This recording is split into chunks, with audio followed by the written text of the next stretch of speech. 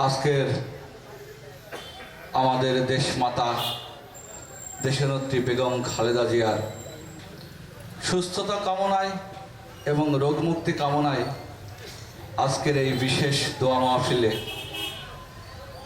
উপস্থিত আমার প্রিয় চাচা, আজকের অনুষ্ঠানের সভাপতি, আমার আব্বুর খুব কাছের প্রিয় ভাই, প্রিয় বন্ধু, আমার প্রিয় চাচা শ্রদ্ধেয় জনাব নজরুল ইসলাম। উপস্থিত আছেন দৌলতপুর থানা বিএনপির সম্মানিত সাবেক সদস্য, আমাদের নেতা জননেতা শরীফউদ্দিন জুয়েল ভাইয়ের সেজো চাচা, জনাব আমার অনেক শ্রদ্ধেয় জনাব আলাউদ্দিন বাদল।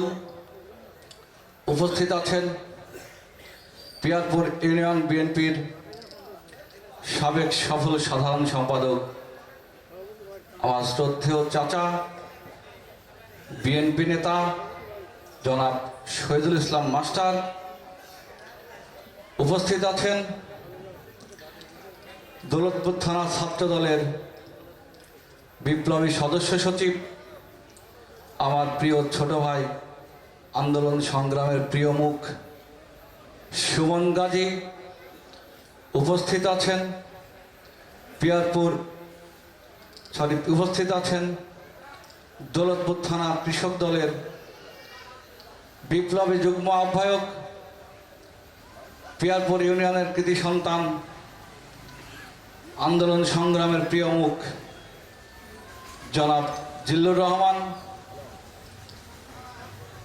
উপস্থিত আছেন পিয়ারপুর ইউনিয়ন যুব দলের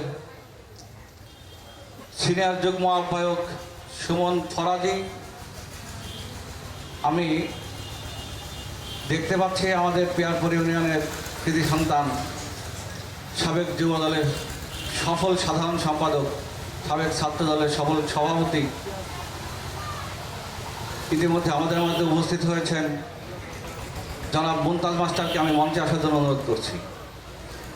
সংগ্রামী সাথী বন্ধুগণ, উপস্থিত আছেন স্থানীয় বিএনপির নেতৃবৃন্দ, আমার সামনে বসা এই পিয়ারপুর এবং বিভিন্ন ইউনিয়ন থেকে আগত প্রিয় নেতৃবৃন্দ, আসসালামু আলাইকুম।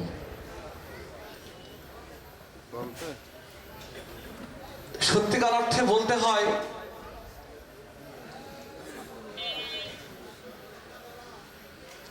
বিএনপি নেতা আনোয়ারুল আজিম, আপনাকে মঞ্চে আসার জন্য অনুরোধ করছি।